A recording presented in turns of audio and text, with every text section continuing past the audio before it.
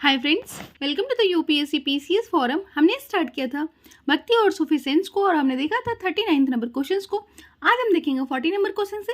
और इसके पहले मैं आपको बोलूँगी, प्लीज़ फ्रेंड्स, अगर अपने चैनल को शेयर एंड सब्सक्राइब नहीं किया है तो चैनल को जरूर शेयर एंड सब्सक्राइब करें और इसके प्लेलिस्ट को जाकर जरूर विजिट करें। वहाँ पर आपको घटना चक्र की वीडियो देखने को मिलेंगे। ज्योग्राफी का काफ़ी डिटेल वीडियो बना हुआ है, अगर आपने नहीं देखा है तो ज़रूर जाकर देखें, काफ़ी अच्छे से कंसेप्ट की क्लैरिटी होगी। और हमारे Telegram channel UPSC PCS forum को भी ज्वाइन कर सकते हैं। वहाँ पे द हिंदू और इंडियन एक्सप्रेस के रिगार्डिंग जो इम्पोर्टेंट आर्टिकल्स होते हैं उसमें शेयर किए जाते हैं। तो चाहिए शेयर कीजिए, विजिट कीजिए एटलीस्ट। आज देखते हैं 40 नंबर क्वेश्चन से। चलिए, consider the following statement about the Sufi saint. Sufi saint के रिगार्डिंग हमें बताना है कौन सा स्टेटमेंट जो है वो एक्चुअली यहाँ पे दिया हुआ स्टेटमेंट और हमें बताना है कि ये किस सूफी सेंट्स के बारे में बता रहा है। तो ये है, his dargah is located in Delhi, he was associated with the Chishti silsila and died in the year 1235। हमें बताना है कि ये किसके बारे में कहा जाता है, जिनका जो दरगाह है वो लोकेटेड है दिल्ली में और वो एसोसिएटेड है चिश्ती सिलसिला से, जिनका जो डेथ हो गया है वो 1235 AD में हो गया। तो ये कौन से सेंट्स के बारे में कहा जा रहा है? शेख मोइनुद्दीन चिश्ती, ख्वाजा कुतुबुद्दीन बख्तियार काकी, सिख फरीदुद्दीन गंज शक्कर और सिख निजामुद्दीन औलिया। हमें बताना है कि किसका यहाँ पे दरगाह हमें देखने को मिले। एक्चुअली आपको यहाँ पे ध्यान देने की ज़रूरत है क्योंकि यहाँ पे पूछा जा रहा है फॉलोइंग सेंट्स के बारे में और उनका दरगाह जो है वो लोकेटेड है दिल्ली में। तो दिल्ली में अगर दरगाह का देखा जाए तो निजामुद्दीन औलिया का भी है और ख्वाजा कुतुबुद्दीन बख्तियार काकी का भी है। नेक्स्ट यहाँ पे वो लिखा हुआ है कि वो चिश्ती सिलसिला से बिलोंग करते हैं। चिश्ती सिलसिला से तो ये दोनों ही बिलोंग करते हैं, ख्वाजा कुतुबुद्दीन बख्तियार काकी और सिख निजामुद्दीन औलिया। लेकिन फरीदुद्दीन गंज शक्कर भी हमने देखा, लेकिन उनका डेथ जो हुआ है 1235 AD में हुआ है, ये हमें समझना है। जबकि जो औलिया हैं उनका जो डेथ है वो 1400 सेंचुरी में हुआ है, 14th सेंचुरी में हुआ है। ठीक है, तो ये आपको ध्यान रखना है। तो ऑप्शन हमारा हो जाएगा सेकंड नंबर करेक्ट, क्योंकि इनका डेथ हुआ था 1235 AD में कुतुबुद्दीन बख्तियार काकी का और इनका दरगाह हमें देखने को मिलता है दिल्ली में एडजेसेंट टू द जफर महल। वो एसोसिएटेड है चिश्ती सिलसिला से और उन डाइड हो जाते हैं 1235 AD में। दिल्ली सुल्तनत के जो रूलर है इल्तुतमिश, ध्यान रखेंगे, जिसने इक्ता सिस्टम को स्टार्ट किया था, जिसने लाहौर से दिल्ली राजधानी स्लेव डायनेस्टी का स्टार्ट किया था और उसको स्लेव ऑफ द स्लेव कहा जाता है क्योंकि स्लेव जो है कुतुबुद्दीन ऐबक को कहा जाता था और उसका स्लेव जो था वो कौन था? इल्तुतमिश कहा जाता था। तो ये सब आपको ध्यान रखना होगा। इल्तुतमिश ने बिल्ड किया था एक स्टेप वेल को जिसको कहा जाता है गंडक की बावली, और शेर शाह सूरी ने बिल्ड किया था क्या? ग्रैंड गेटवे एट हिज दरगाह। तो ये सारी चीज़ें हैं जो आपको ध्यान रखने होगा कि इल्तुतमिश ने एक बिल्ड किया था स्टेप वेल को किसके लिए? ख्वाजा कुतुबुद्दीन बख्तियार काकी के लिए, जिसको गंडक की बावली कहा जाता है, और शेर शाह सूरी ने बिल्ड किया था ग्रैंड गेटवे उनके दरगाह पे। 41st नंबर क्वेश्चन देख लेते। Sikh Nizamuddin hospice was on the bank of river Yamuna in Gyaspur Delhi. He adopted the yogic breathing exercise and because of which he gained the name Siddha. He belonged to Sufi Silsila which believed in an austere and simple life. हमें बताना है यहाँ पे कौन सा statement जो है वो करेक्ट है। तो पहला स्टेटमेंट जो है वो बिल्कुल करेक्ट है कि सिख निजामुद्दीन जो है उनका जो हॉस्पिस है वो कौन से रिवर के किनारे लोकेटेड है? यमुना, और वो कहाँ पर है? ग्यासपुर दिल्ली में। ये बिल्कुल करेक्ट बात है। और उन्होंने अडॉप्ट किया था योगिक ब्रीदिंग एक्सरसाइज को और इसके लिए उनका नाम जो पड़ गया था वो क्या पड़ गया था? वो सिद्ध पड़ गया था। वो बिलोंग करते थे सूफी सिलसिला से जो कि बिलीव करते थे ऑस्टेर और सिंपल लाइफ में। ये तीनों ही ऑप्शन हमारे यहाँ पे करेक्ट हो जाते। ऑप्शन नंबर डी हो जाएगा हमारा करेक्ट। निजामुद्दीन औलिया का जो जन्म हुआ था वो 1238 AD में हुआ था और उनका डेथ हुआ था 1325 AD में। दैट मीन्स 14th सेंचुरी में इनका डेथ हुआ था। उनका जो हॉस्पिस है वो कहाँ लोकेटेड है? यमुना रिवर के किनारे ग्यासपुर दिल्ली में। और उन्होंने ब्रीदिंग एक्सरसाइज, योगिक ब्रीदिंग एक्सरसाइज को अडॉप्ट किया था और इसी वजह से उनको कहा जाता था सिद्ध। ठीक है, और वो फेमस थे सिंपल और ऑस्ट्रेलिया वाली लाइफ जीने के लिए और पॉपुलरली उनको कहा जाता है महबूब इलाही यानी beloved of God. 42nd number question देख लेते हैं। Amir Khusro was disciple of Sheikh Nizamuddin Auliya. Amir Khusro gave a unique form to the Chishti Shama by introducing the ziyarat and call. Sikh Nizamuddin Auliya was the contemporary of Mughal Emperor Akbar. हमें बताना है यहाँ पे कौन सा स्टेटमेंट जो है वो करेक्ट है। तो यहाँ पे हमारे जो स्टेटमेंट है पहला कि अमीर खुसरो जो है वो डिसाइपल थे शेख निजामुद्दीन औलिया के, जो बिलोंग करते थे चिश्ती सिलसिला से, और जिनका हॉस्पिस है जो यमुना रिवर के किनारे है। ये सारी चीज़ें हमने देख ली है, तो ये बिल्कुल सही बात है कि वो डिसाइपल थे किसके, शेख निजामुद्दीन औलिया के। Amir Khusro give a unique form to Chishti समा बाय इंट्रोड्यूसिंग द जियारत एंड कॉल। ये भी बिल्कुल सही बात है, जियारत और कॉल को इंट्रोड्यूस किया गया था अमीर खुसरो के द्वारा, जो क्या करता है एक यूनिक फॉर्म देता है किसको, चिश्ती समा को। ये भी बिल्कुल करेक्ट है। शेख निजामुद्दीन औलिया कंटेम्पररी थे मुगल अम्परर अकबर के, बिल्कुल गलत बात है। शेख निजामुद्दीन औलिया जो है वो कंटेम्पररी है किसके, अलाउद्दीन खलजी के। ऑप्शन नंबर डी हो जाएगा हमारा करेक्ट। 1 और 2 जो हो जाएगा हमारा करेक्ट हो जाएगा। थर्ड स्टेटमेंट जो है वो गलत है क्योंकि अकबर नहीं, यहाँ पे अलाउद्दीन खलजी हो जाएगा। ठीक है, सॉरी गंदी राइटिंग्स के लिए, अलाउद्दीन खलजी। ठीक है, तो 1 और 2 हमारा करेक्ट हो जाएगा। निजामुद्दीन औलिया एक सूफी सेंट है, चिश्ती सिलसिला से बिलोंग करते हैं। वो ग्रेट पोएट और म्यूजिशियन जो अमीर खुसरो हैं वो उनके डिसाइपल रह चुके हैं। अमीर खुसरो उनको एक यूनिक फॉर्म देते हैं चिश्ती समा का, और किसके थ्रू, जियारत और कॉल को इंट्रोड्यूस करते हैं। लेटर क्या होता है कि शेख निजामुद्दीन औलिया जो है वो always started his recital with the call. ठीक है, और शेख निजामुद्दीन औलिया जो है कंटेम्परेरी रहे हैं अलाउद्दीन खलजी के, और उनको कहा जाता है कि उन्होंने 7 सुल्तान है दिल्ली सल्तनत का उसके रेन को देखा था। 7 सुल्तान ऑफ दिल्ली सल्तनत कमेंट सेक्शन में बताएंगे कौन कौन थे वो। 43rd नंबर क्वेश्चन देख लेते हैं। Which of the following pair is incorrectly match, इनमें से कौन सा जो पेयर है वो इनकरेक्टली मैच है। शेख मोइनुद्दीन चिश्ती, उनका दरगाह हमें अजमेर में देखने को मिलता है और ये हम सबको पता है, वो काफ़ी फेमस भी है।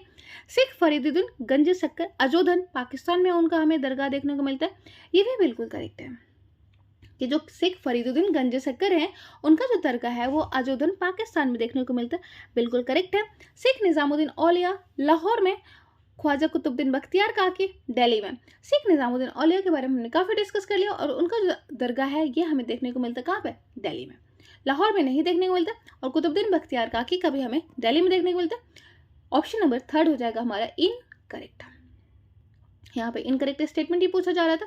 44th नंबर क्वेश्चन देख लेते हैं। In the early year Delhi was the most important centre of Chishti silsila, which one of the following is the reason for the decline of influence of the Chishti silsila. हमें बताना है कि कौन सा जो रीजन रहा है वो डिक्लाइनिंग का रीजन रहा है चिश्ती सिलसिला का, क्योंकि वो एक टाइम पे काफी इंपॉर्टेंट फेमस था। कहाँ पर, दिल्ली में। After the death of Nasiruddin Chiragh Delhi, the Chishti did not have commanding figure. Delhi Sultan denied patronage of Sufis of Chishti Silsila. Due to instability in Delhi, they moved their center to southern India. हमें बताना है यहाँ पे कौन सा statement जो है वो करेक्ट है regarding the decline of the influence of Chishti सिलसिला। पहला स्टेटमेंट बिल्कुल करेक्ट है और यही होगा हमारा आंसर, क्योंकि जो नसरुद्दीन चिरागा दिल्ली थे उनके डेथ के बाद क्या हो जाता है, जो कमांडिंग फिगर होता है चिश्ती सिलसिला का वो रह नहीं पाता है। ठीक है, तो इसलिए हमारा जो आंसर हो जाएगा वो ए हो जाएगा। अब हम देख लेते हैं जरा इसके एक्सप्लेनेशन को। तो चिश्ती सिलसिला एक इंपॉर्टेंट सिलसिला था और दिल्ली इसका इंपॉर्टेंट सेंटर हुआ करता था। Over a course of period the influence of सिलसिला डिक्लाइन इन दिल्ली, और इसका जो इन्फ्लुएंस होता है दिल्ली में धीरे धीरे घटने लगता। और इसका मेन जो रीजन होता है वो क्या होता है, कमांडिंग फिगर का अनअवेलेबिलिटी है। मतलब कमांडिंग फिगर कोई रह नहीं पाता है किसके डेथ के बाद, नसरुद्दीन चिरागा दिल्ली के डेथ के बाद। और उनको कंसीडर कहा जाता है लास्ट पिलर ऑफ चिश्ती सिलसिला।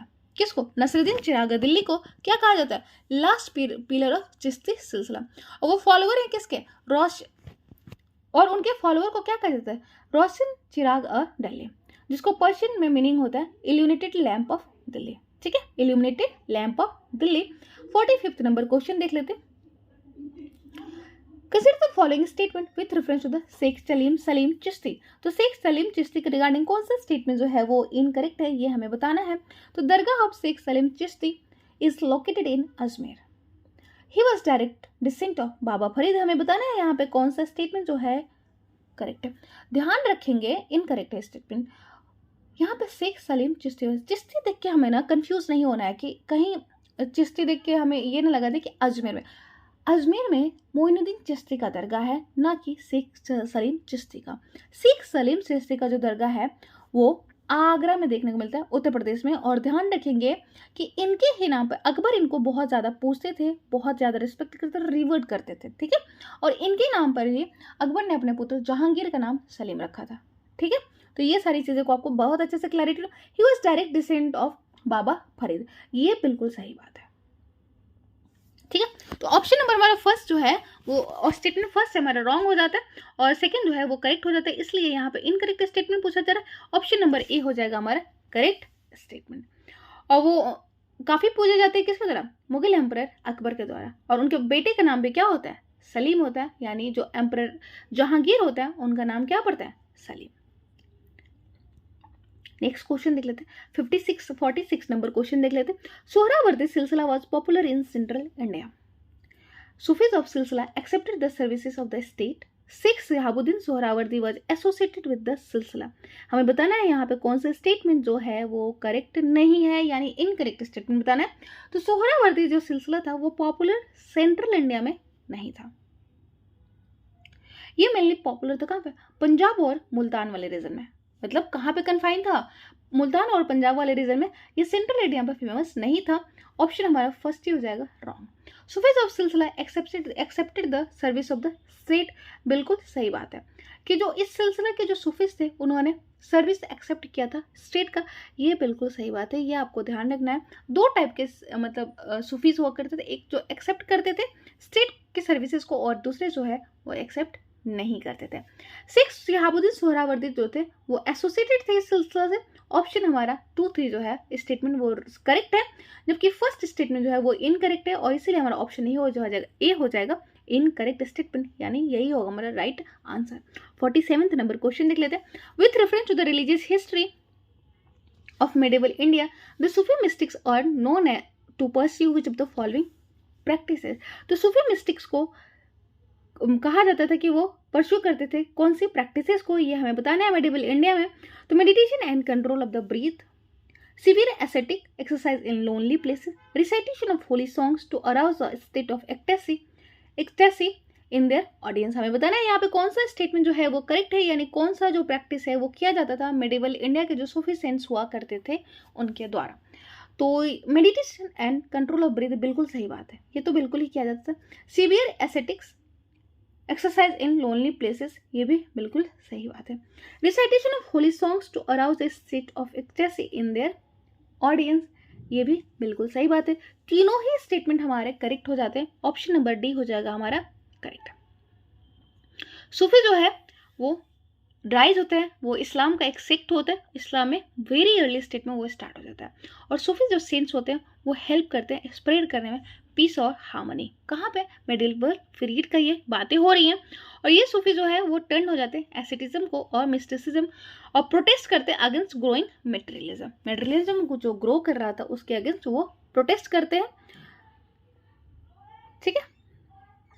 और एम्फेसिस करते हैं वो किस पे, सेलिब्रेशन को थ्रू इंटेंस डिवोशन और लव ऑफ गॉड पे। तो एक चीज आप देखेंगे कि जो कॉमन था सूफी और भक्ति सेंस का, कहीं ना कहीं एक डिवोशन था गॉड के टुवर्ड्स, सेलिब्रेशन के ऊपर फोकस करते थे, बहुत ज़्यादा रिचुअल प्रैक्टिसेस पे, मटेरियलिज्म के अगेंस्ट थे, तो इन सब चीज़ों पे वो फोकस नहीं करते थे। They practice some of the practices such as penance, fasting, holding breath, which are traced with the Buddhist and yogic influence. तो जैसे कि मैंने बताया क्योंकि इस पर फोकस करते हैं फास्टिंग, होल्डिंग ब्रीथ, पिनेंस, और जो कि हमें बुद्धिस्ट योगिक जो कल्चर है उनमें भी देखने को मिलता है। और होली सॉन्ग्स को वो रिसाइट करते थे। मेनली क्या होता था, अराउज करने के लिए state of ecstasy to the audience. 48 number question देख लेते हैं। Consider the following assertion and reason and choose the correct code. And पहला है many Sanskrit works on music were translated into Persian during the medieval period. The early Sufi saints were fond of musical assemblies called samas. हमें बताना है यहाँ पे कौन सा statement जो है वो करेक्ट है। तो many Sanskrit works on music were translated into Persian during the medieval period. बिल्कुल सही बात है, क्योंकि पर्शियन ने मुगल के पीरियड में, मुगल का जो कोर्ट लैंग्वेज था वो क्या होता था, पर्शियन, इसलिए उस टाइम पे पर्शियन को बहुत ज़्यादा प्रमोट किया गया था, और इसीलिए बहुत सारे जो म्यूजिक्स होते थे उनको ट्रांसलेट किए गए थे किस में, पर्शियन में। ये आपको ध्यान में रखना है। Early Sufis were fond of musical assemblies called समाज, ये भी बिल्कुल करेक्ट बात है। लेकिन दोनों रीजन जो है वो करेक्ट एक्सप्लेनेशन तो नहीं बताता है कि जो म्यूजिक असेंबलीज होती थी जिनको समा कहते थे इसलिए उनका जो है वो ट्रांसलेशन होता है, बिल्कुल ऐसा कुछ नहीं था। दोनों ही स्टेटमेंट जो है इंडिविजुअली करेक्ट है और करेक्ट एक्सप्लेनेशन नहीं देता है रीजन असर्शन का। ऑप्शन नंबर बी हो जाएगा हमारे करेक्ट। सूफिज्म सिर्फ इन्फ्लुएंस नहीं करता रिलीजियस सिस्टम को, सोशल स्फीयर को भी इन्फ्लुएंस करता है, बाकी कल्चरल स्फीयर को भी करता है। Many Sanskrit works on music, बहुत से जो संस्कृत वर्क्स है जैसे रामायण महाभारत इन सब का भी ट्रांसलेशन हुआ था इस पीरियड में। बहुत सारे जो म्यूजिक कंपोजिशन थे उनका भी ट्रांसलेशन हुआ था किस में, पर्शियन में, ठीक है। और सूफीज जो चिश्तीज हुआ था, चिश्ती सूफीज जो हुआ करते थे वो म्यूजिकल असेंबलीज रखा करते थे जिनको समा कहा जाता था, और वो एक टाइप का क्या था, फॉर्म था वर्शिप करने का सूफिज्म का, जो कि इंक्लूड करता था singing, playing instrument, dancing, recitation of poetry and prayers, wearing symbolic attire and other rituals. 49th number question लिख लेते हैं। In the context of the Sufism the term जियारत डिनोट्स, तो सूफिज्म के कॉन्टेक्स्ट में हमें बताना है कि जो टर्म जियारत है वो किस चीज को डिनोट्स करता है। Distributing food among the poors, organising musical show in the evening, pilgrimage to the tombs of Sufi saints. हमें बताना है यहाँ पे कौन सा स्टेटमेंट जो है वो करेक्ट है रिगार्डिंग जियारत टर्म्स है। तो distributing food amongs the poor बिल्कुल नहीं, organising musical show in the evening, pilgrimage to the tombs of the Sufi saints, इनको कहा जाता था जियारत। जो टर्म है ये इनको ही इंक्लूड करता था और पॉपुलर था एट द प्रेजेंट टाइम। ये अभी भी आपको देखने को मिल जाता है, ये अभी भी पॉपुलर है। People visit the tomb of Sufi saints to get their blessings. Fairs are also organized on the tombs of Sufi saints. आपको पता है कि अजमेर के जो सूफी सेंट्स है चाहे दिल्ली के, वो काफ़ी फेमस है, लोग काफ़ी वहाँ पे भीड़ रहती है, तो स्टिल अभी वो फेमस है। Qalandar, Madaris, Malangs, Haidaris mystics were considered different from other Sufi saints because which of the following reasons. तो कलंदर, मदारिस, मलंग्स और हैदरिस जो है, हैदरिस जो मिस्टिक्स है वो डिफरेंट, उनको कंसिडर किया जाता है डिफरेंट अदर सूफी सेंट्स के रिगार्डिंग। तो इनमें से कौन सा जो रीजन है वो करेक्ट है। They followed rituals and observe extreme form of asceticism, they ignored rituals and observe extreme forms of asceticism, they enjoyed luxurious life, they followed principle of other religion. तो हमें बताना है कौन सा स्टेटमेंट जो है वो रिगार्डिंग सही है कलिंदर, मदारिस, मलंग्स और हैदरिस मिस्टिक्स के रिगार्डिंग। तो उनका ये है कि वो इग्नोर करते थे रिचुअल्स को और ऑब्जर्व करते थे एक्सट्रीम फॉर्म ऑफ एस्टेटिज्म को। तो आप ध्यान में कहीं ना कहीं आप इसको समझ पा रहे होंगे, जैनिज्म कहीं ना कहीं इसी चीज़ को फॉलो करती थी, ठीक है। तो कलंदर, मदारिस, मलंग, हैदरिस जो थे वो भी इमर्ज हुए थे सूफीज्म में ही, और वो डिफरेंट थे सूफी सेंट से, बाकी सूफी सेंट से। ये इग्नोर करते थे रिचुअल्स को, ऑब्जर्व करते थे एक्सट्रीम फॉर्म ऑफ एस्टेटिज्म को। सूफी सेंट जो थे वो ऑर्थोडॉक्स रिचुअल्स के अगेंस्ट थे, लेकिन मतलब जो मेन अदर जो सूफी सेंट्स थे वो ऑर्थोडॉक्स जो भी रिचुअल्स होते थे उसके अगेंस्ट है, लेकिन ऐसा नहीं था कि उन्होंने ऑब्जर्व किया था एक्सट्रीम फॉर्म ऑफ एस्टेटिज्म को, ठीक है। 51st नंबर क्वेश्चन लिख लेते हैं। Match the following list and choose the correct code. तो यहाँ पे दिया हुआ है सूफी टर्मिनोलॉजी और उनकी मीनिंग्स के बारे में दिया हुआ है। हमें बताना है कि कौन किससे मैच करता है। Pir, murid, wali, khanqah, successor of Sufi saints, Sufi teacher, place where Sufi saints live, और डिसाइपल। हमें बताना है कि कौन सा स्टेटमेंट जो है वो करेक्ट है। तो पीर हमें पता है अभी भी जो सूफी सेंट्स होते हैं, जो उनका दरगाह होता है, पीर बाबा ऐसे आपने सुना होगा। तो पीर एक्चुअली सूफी टीचर्स जो होते थे उनको कहा जाता था। मुरीद डिसाइपल्स को कहते थे, जो भी डिसाइपल होते हैं उनको मुरीद कहा जाता था। वली किसको कहते हैं, वली जो होते हैं वो सक्सेसर जो होते थे सूफी सेंट्स के, उनको कहते थे। और खानका जो है प्लेस जहाँ पे सूफी सेंट्स जो रहते थे उनको खानका कहा जाता था। ऑप्शन सी हो जाएगा हमारा करेक्ट। सूफीज्म में ट्रेडिशन ऑफ पीर जो और मुरीद का जो है वो काफ़ी इंपॉर्टेंट रहा है, मतलब वो एक टाइप से वही रहा था टीचर और स्टूडेंट के बीच में एक बॉन्ड को। मुरीद जो था वो डिसाइपल हुआ करते थे। अमीर खुसरो जो है वो काफ़ी फेमस डिसाइपल थे किसके, निज़ामुद्दीन औलिया के। वली सक्सेसर होते थे सूफी सेंट्स के। जब सूफी सेंट डाइड हो जाते थे तो वो सक्सीड होते थे किसके द्वारा, वली के द्वारा अपने सक्सेसर के द्वारा। खानका क्या होता था, सूफी हर्मिटेज होता था जहाँ पे जो सूफी सेंट होते थे वो रहते थे। 52nd नंबर क्वेश्चन देख लेते हैं। Which of the following pair is incorrectly match, कौन सा पेयर जो है वो इनकरेक्टली मैच है। Ulama, scholar of Islamic studies, sharia the law governing of Muslim community, Khwajagi, silsila of Sufism. हमें बताना है यहाँ पे कौन सा जो स्टेटमेंट है वो इनकरेक्ट है। तो पहला जो है वो बिल्कुल करेक्ट है कि उलामा कौन होते थे, स्कॉलर ऑफ इस्लामिक स्टडीज। तो स्कॉलर होते थे वो इस्लामिक स्टडीज के, बिल्कुल करेक्ट बात है। Sharia the law governing the Muslim community, आपने अभी भी सुना होगा सरिया के बारे में, उलामा के बारे में, बिल्कुल कभी कभी न्यूज़ में भी रहते। खोजाकी, सिलसिला ऑफ सूफीज्म, नहीं, खोजाकी एक्चुअली सिलसिला नहीं होता था, ये एक मैन्युस्क्रिप्ट का फॉर्म है, मैन्युस्क्रिप्ट का फॉर्म है, ठीक है। और ये किससे डिराइव हुआ है, ये डिराइव लोकल लांडा स्क्रिप्ट जो है ना उससे डिराइव, जिसको क्लिप्ड मर्केंटाइल स्क्रिप्ट भी कहते हैं। Use by the linguistically diverse community, जिसको खोजा पंजाब में कहते हैं, सिंध में कहते हैं और गुजरात में। उलामा आपको पता है इस्लामिक स्टडीज़ के जो स्कॉलर होते थे उनको कहते थे, और ये प्रिजर्वर होते थे किसके, ट्रेडिशन को परफॉर्म करते थे, वेरियस रिलीजियस, जुडिशियल और टीचिंग फंक्शंस को। सर ये लॉ होता था जो मुस्लिम कम्युनिटी को गवर्न करता था, वो किस पे बेस्ड होते थे, कुरान और हदीस पे। 53rd नंबर क्वेश्चन देख लेते हैं। Consider the following statement. तो यहाँ पे टर्म्स दिया हुआ है, मीनिंग दिया हुआ है, हमें बताना है इनमें से कौन सा जो है वो करेक्टली मैच है। मलफूजत, तज़किरात और मकतूबत। मलफूजत कन्वर्सेशन ऑफ सफिशिएंट, तज़किरात ट्रीटीज और मैनुअल्स, मकतूबत कलेक्शन ऑफ लेटर्स। हमें बताना है कौन किससे करेक्टली मैच है। तो पहला जो है मलफूजत वो बिल्कुल करेक्ट है, कन्वर्सेशन ऑफ सूफी सेंस था, बिल्कुल करेक्ट बात है। तज़किरात ट्रीटीज और मैनुअल्स नहीं होते थे, ये हमारा इनकरेक्टली मैच्ड है। थर्ड जो है मकतूबत कलेक्शंस ऑफ लेटर्स होते थे, ये बिल्कुल करेक्ट है। 1 और 3 जो है हमारा ऑप्शन नंबर करेक्ट आंसर है। मलफूजत जो है वो किस चीज़ को रिफर करते हैं, रिकॉर्ड ऑफ टीचिंग, जो सूफी सेंस के द्वारा, जो सूफी सेंस के जो टीचिंग्स होते थे और उनके रिकॉर्ड्स को मलफूजत कहा जाता था। सूफी सेंस हो गए, पीर्स हो गए, जो टीचर्स होते थे, सेक्स हो गए, वो सारे। और सब कुछ मलफूजत है जैसे कि खैर अल मजलिस, फवाद इल अल फाउद इटीसी।